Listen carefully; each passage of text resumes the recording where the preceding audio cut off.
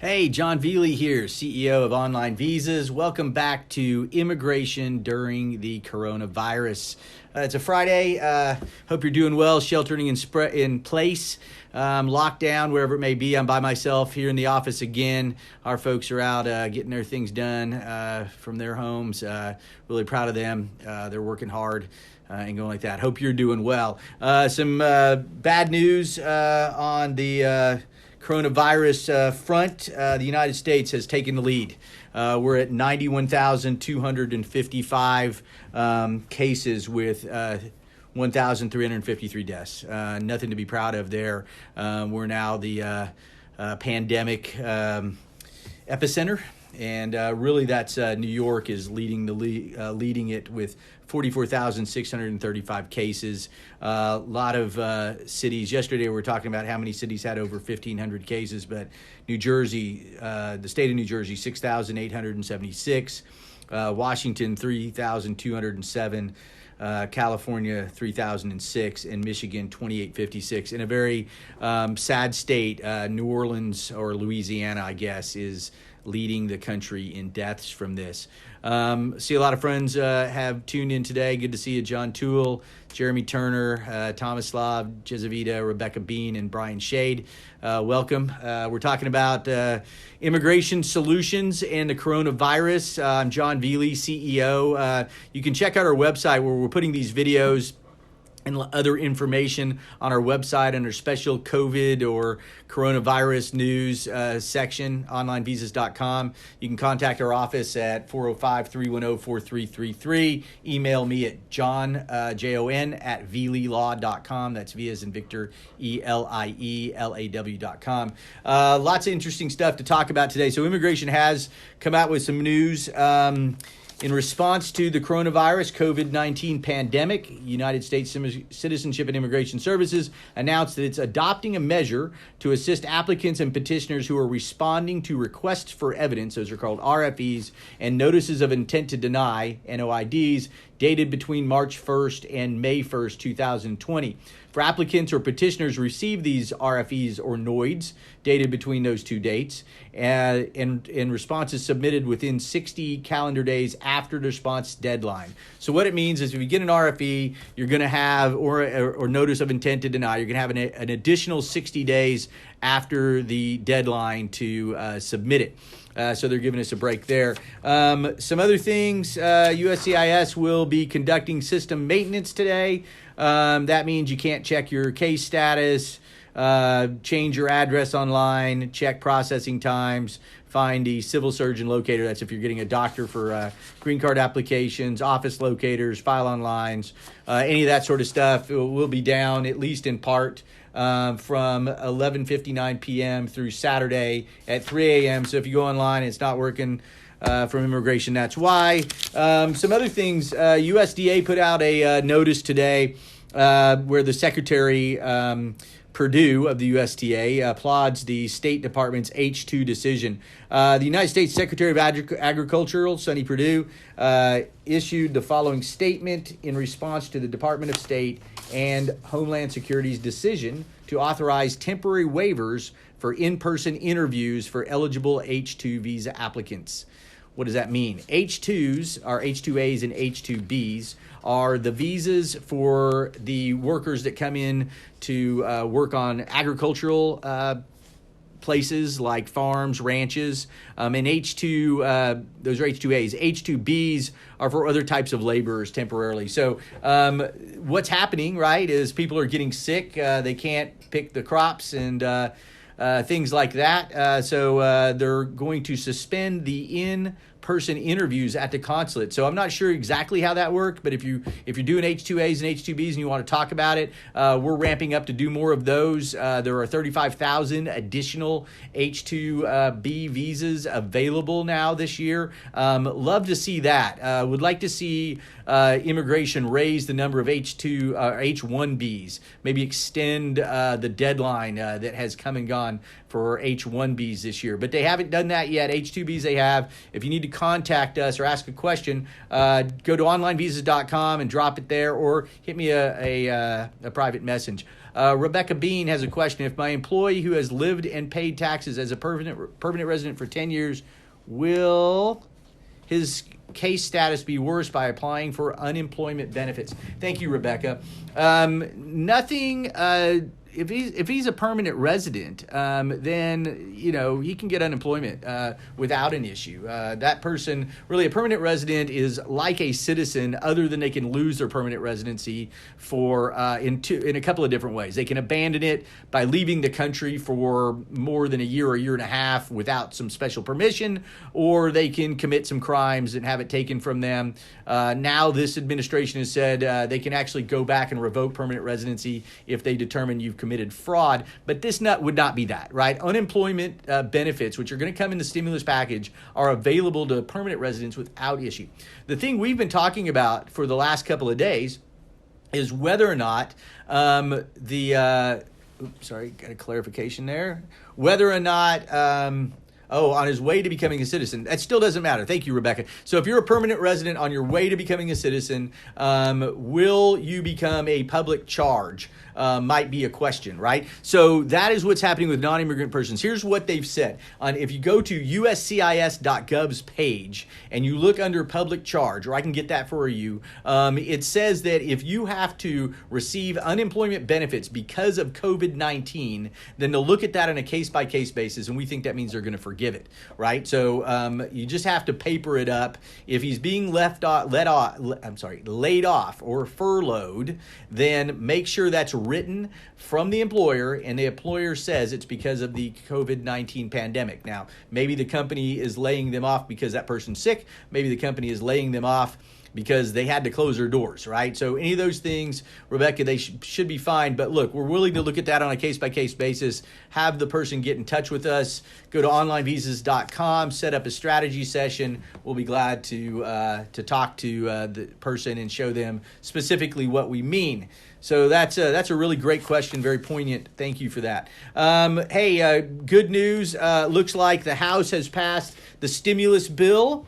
There are some comparisons in there. From what I understand, it's going up to the president and would likely be signed today. The president, as you know, has two choices, to either sign it or veto it. There was a little bit of drama today. One of the Congressman, Mr. Massey, a Republican from Kentucky, had a threat. He wanted to.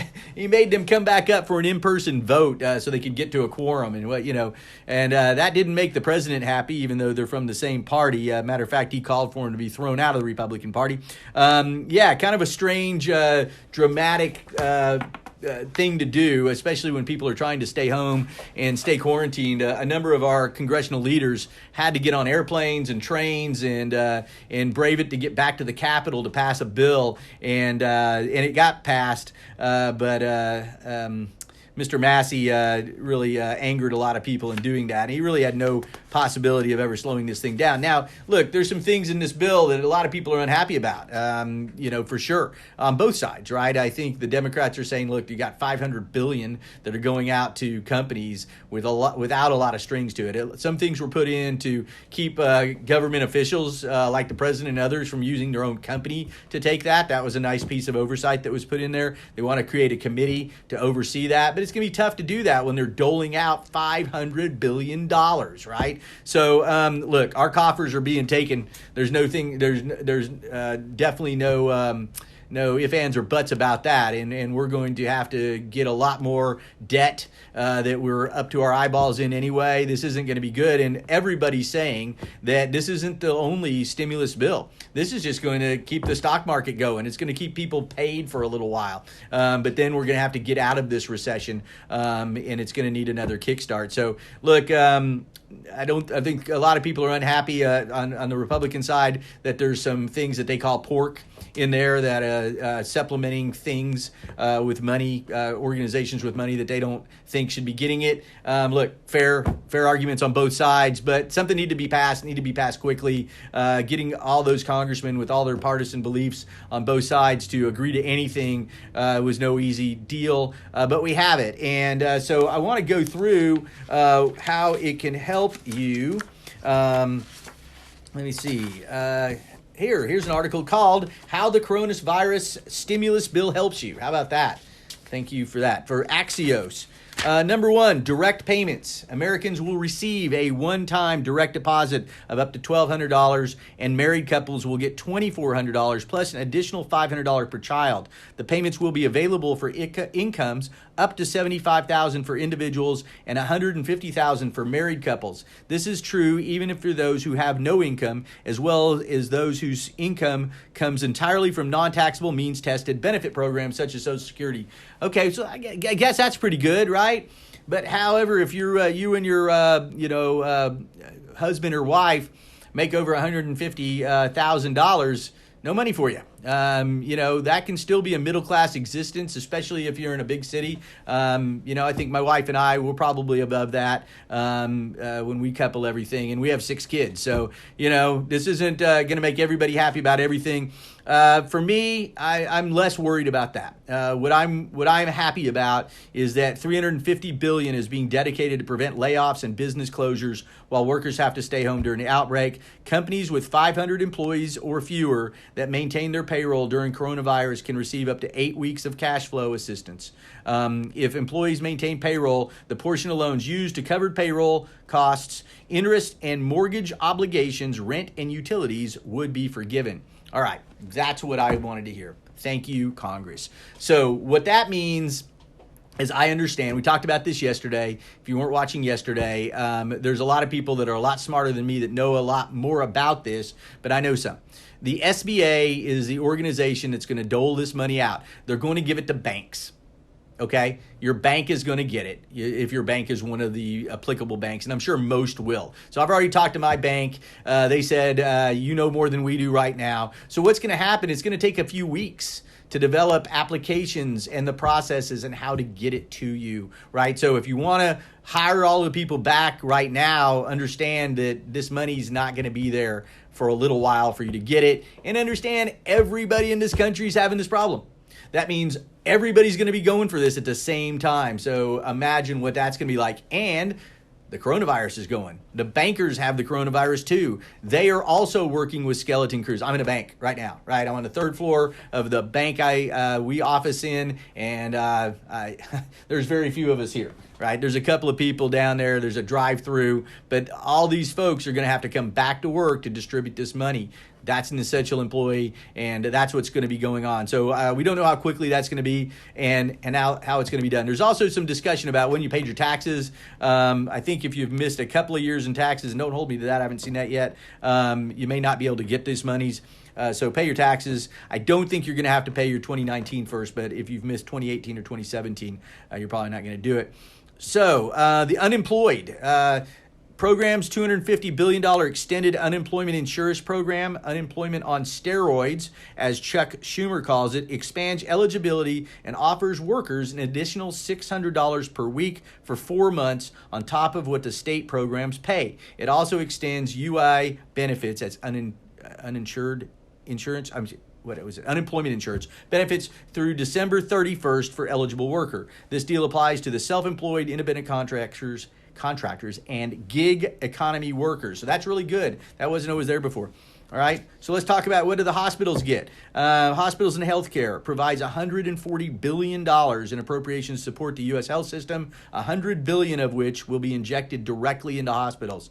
The rest will be dedicated to providing personal and protective equipment for healthcare workers, testing supplies, increased workforce and training, accelerated Medicare payments, and supporting the CDC, amongst other health investments. All right, coronavirus testing. All testing and potential vaccines for COVID-19 will be covered at no cost to patients. Go in there and ask for it. This is for you. Don't let them charge you. All right, show them the bill. Large corporations, $500 billion will be allotted to provide loans, loan guarantees, and other investments overseen by a Treasury Department Inspector General. These loans will not exceed 5 years and cannot be forgiven. Airlines will receive $50 billion. Let me talk about that large corporation. So it looks like the Democratic bill and the Democrats got some things in there that weren't in the original piece by the Senate. And that's really the Inspector General is now in there, and the loans can't be forgiven. Right. And there were a lot more grants, I believe, that were possible under the other one. As a matter of fact, there wasn't a lot of oversight, so everybody was afraid of it. So that's really what was focused on. I think that's what a lot of the dealing got done, and I think we're all better that they did that. Remember the 2008 bailout, right? A lot of those folks those big banks, those big companies got bailed out, never had to put it back. Those protections are all gone now, and here we are again, right? So a lot of the companies that got the big tax break, that didn't have to pay their taxes, we're going to receive a lot of money, no strings attached. These are loans, right? So that's how it should be done. We're all getting loans. We can live with that, right? We're happy with that, and that's a good thing. So I like that. Cronyism's no good thing in my eyes. Airlines will receive $50 billion of the $500 billion for passenger air carriers and $8 billion for cargo air carriers. Payroll taxes. The measure allows individuals to delay the payment of their 2020 payroll taxes until 2021 and 2022. Let me repeat that. The payment of 2020 payroll taxes will be deferred until 2021 and 2022. That's for individuals. That's pretty good stuff, all right? So again, I'm not a congressman. I'm an immigration lawyer. I'm reading this stuff on what's best, but look into some folks that really know this stuff. But if you want to talk about it more, I can do that. Good to see my friends Tiffany Jarman, Lance Burcham, Narasimha Rao are out there watching. Narasimha Rao Uman and Jeff Stover. Thanks a lot, guys, for tuning in. Really appreciate that. Kim Cornell, good to see you, and Logan Johnson. I think it's Dwayne Logan Johnson. I don't know why it says that, but Logan, good to see you out there. Hope you guys are doing well. Agricultural will increase the amount of Agriculture Department can spend on its bailout program from $30 billion to $50 billion, according to a press release by Senator John Hoeven. The Senate passed a bill late Wednesday night, and it looks like the Congress has just passed it. Will go up to the president. Hopefully we'll get that bill done and get some money in all of our pockets so that we can get through this, keep our employees paid for those of us who have companies, and keep people working as best they can during this situation. So hey, it's Friday. I hope you're doing well. That's kind of the update I've got on immigration during the coronavirus. Hang in there. A couple things. The earliest you can apply for an extension of your visa, if it's coming to expire, is 6 months. All right. So if you're 6 months out, things might slow down, folks. You might want to get with your immigration attorney if you're one of our clients. It's not too early to come to us if you're 9 months out, 8 months, 7, even. Either we can put this thing together and get it in. There's a lot of talk about what's going to happen next and where it's going to go.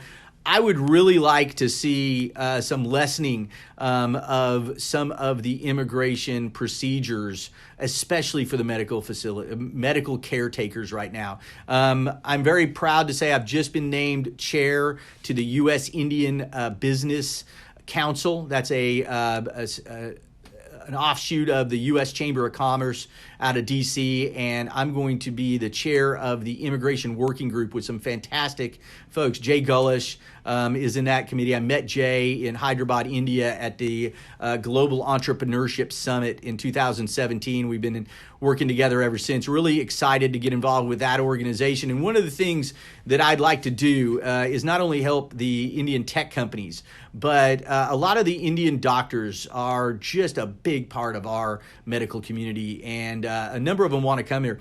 I talked yesterday that there are 3,400 people who've been matched, doctors who have been matched for their residency programs. But because the consulates are closed down and the J-1 visa policy is for you to have to go to a consulate and come back in, that they can't go back and they can't work. And I just talked to one of these gentlemen this yesterday morning, one of these doctors that's like, I'd like to get to work, but I can't. So I'd really like to see, I'm going to be working with this group to see what we can do. The American Medical Association asked the State Department Secretary Pompeo if they could loosen that. And his answer was, we just don't know. And look, I get it. Right? I get it. We do not want people who have this disease coming over and getting us sicker than we are. But right now, we're the ones with the disease worse than anybody else.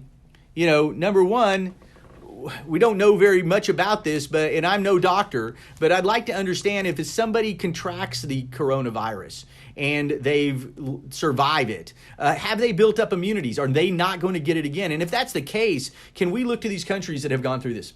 Our president has just met with the chairman Xi of China on working together to deal with the coronavirus. Thank God for that, right? I mean, these folks aren't our enemies, man. We have one enemy, and it's the coronavirus right now. And our countries need to be working together. Our politicians need to be working together. And China and America can work together to figure this out, because China just went through it, right? We now, at 92,000 cases is where we are, right? 92,000 cases. China's in the 80s. They have 1 billion people. We have 300 million. We're much worse off. And I looked yesterday and, kind of kicking myself for saying this statement, but, I saw that Boris Johnson, the Prime Minister of the UK, and Prince Charles have the coronavirus. And Tom Hanks has the coronavirus. Kevin Durant has the coronavirus.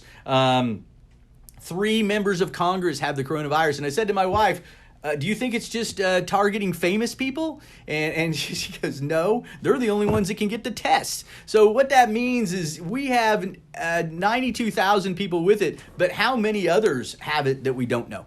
Right? So right now, we don't need to be putting up barriers to people coming in here that can help us with this. We need to take those barriers down. Let's quit building walls. Let's work on this together. Right now, we need doctors and nurses that have either been through this disease and been through this problem that can help us to come over here and help us right now. That's what we need to do. My firm is ready to flex more into the medical profession than we've ever been. We've done tons of this stuff, but we want to do more. We're reaching out to hospitals. How can we help you? How can we help you get people over here? Talk to a friend of mine in Hyderabad, India, wonderful lady, Srinidhi, who has about 10,000 doctors contact information, 5,000 in India. And a number of those folks would love to come over and help us with this program right now. And that's what we need to be doing. So that's what I want to do.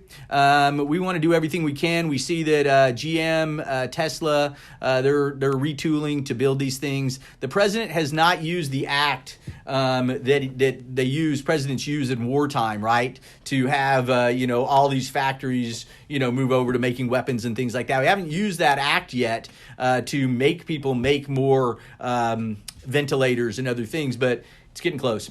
We may need that stuff. So anyway, look, it's Friday. Enjoy it. If you don't have this disease, spend some time with your family, take a walk, get out in the sunshine. It's springtime, best time ever to have this sort of thing going through. Thank God it's not the dead of winter.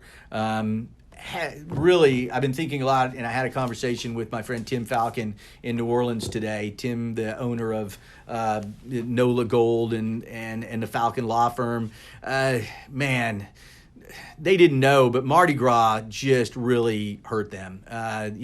What horrible timing. All those folks came in from around the world, and New Orleans is now the leader in death from the coronavirus right now. And they had no idea. And it was a matter of weeks, right? Because there's this 2-week period that a lot of folks there are really getting sick. There's a cluster of nursing homes, about 6 of them, where a lot of people are really not doing well. And just so sad.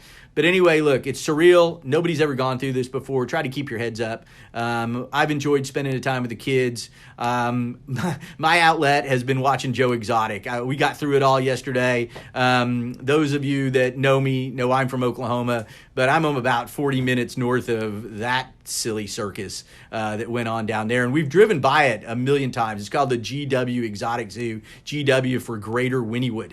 Wynnewood's a small, very small town, by the way, so Greater Wynnewood's sort of a joke. Anyway, so there's two places you can go. The Arbuckle Wilderness is where my family has gone, where you can drive through and animals will stick their head in your car and, you can feed them and stuff like that. But we've never gone to the GW Zoo because it was just tigers. And God, I'm kicking myself for that now, but what a circus. And I tell you what, I don't want to spoil anything, but how Carol isn't in jail for feeding her husband to the tigers, and Joe is for allegedly bribing the guy that took over his zoo, Buddy, to murder her for $3,000 when he maybe didn't even go to Florida. It would be the weirdest movie ever. The fact it's real is really strange. Not to mention all of Joe's husbands and all of this other guy's girlfriends and wives. And my God, if you haven't seen Tiger King, I hope I haven't spoiled it for you, but check that out. That is some weird stuff. Love my people here in Oklahoma. I think Joe's from a certain part of Oklahoma we call Methlahoma. Kind of can tell that because people in Methlahoma have summer teeth. Some are here, some are there, some are missing, and it was a great thing, and that's all down there near Pauls Valley, and Pauls Valley is a really cool town. Pauls Valley is also now the home of the International Noodling Festival. Noodling is a sport that really came out of Oklahoma, where folks that look a lot like Joe will wade into creeks and lakes, and if you've ever been to Oklahoma, our creeks and lakes are brown, or actually they're red. It's the red clay, but they're not see-through. Anyway, you go into these really dark, murky lakes and creeks, and you stick your hand in a hole, and you hope what's in there is a fish, because there's other stuff in there, snakes, snapping turtles, all that. Anyway, noodling is the art of hand fishing, where you stick your hand in a hole and you pull out a fish, and the Noodling Festival is in Pauls Valley, Oklahoma, and my wife Pam and I were coming back from her company's ranch, where we went out and we helped them lasso some little doggies, some calves, and get those guys ready to go. And when we were coming back, there's the Noodling Festival. We stop off. I've never been to it, but I've always known about it. My friend Mike Hosty plays there musically, all the time. And anyway, it's sort of like a typical arts and crafts festival in any small town. Like Pauls Valley's not a big place, although there's a few people that come to the Noodling Festival. Anyway, so you go there and there's people selling all sorts of things, but it's got this Joe Exotic bent to it, right? And so you can drink beer. There's all sorts of beer there. There's country music. The lieutenant governor, I think that's what we call him. The lieutenant governor was there and he made a speech, and they got these huge fish tanks, right? And people are bringing the catfish and throwing them in the fish tanks. And for a coupon, you can go in the tank with the massive fish, and it's just silly to watch people doing that. But then the best thing about it, and this will be my last story and I'll let you go for your Friday, but the best thing about it is they had a fish eating contest, right? And little fish nuggets, it's how they make them in Oklahoma. Catfish come in these little nuggets, and they fry them up kind of like chicken fried, right? It's a fried chicken. So anyway, the little nuggets, and it's all whoever could eat the most fried fish, right? So there was this really big fat kid, right? And this is his day, right? And he is strutting around on the stage, and even before it's even started, the other little skinny kids are like giving him the we're not worthy thing, and they start eating, and he's munching all the fish, and it's all over him and all down his deal, and people are chanting his name. I can't remember it. They're just chanting his name over and over again. And just out of nowhere, this other very chubby girl stands up quietly with a meek smile, and she won. And his face dropped, and the place erupted. And it was just some of the best Americana ever. And that's my state. And we'll take Joe Exotic. I don't care how weird he is. It's really funny that his guy, I won't ruin it. I can't ruin it. There's something about a reality show that never happened, but maybe if his reality show came on, Joe Exotic would be our president today. And what would this world be like then? On that, I'll leave you. John Veely, CEO of Online Visas. You guys have a great weekend. We'll see you next week. Take care.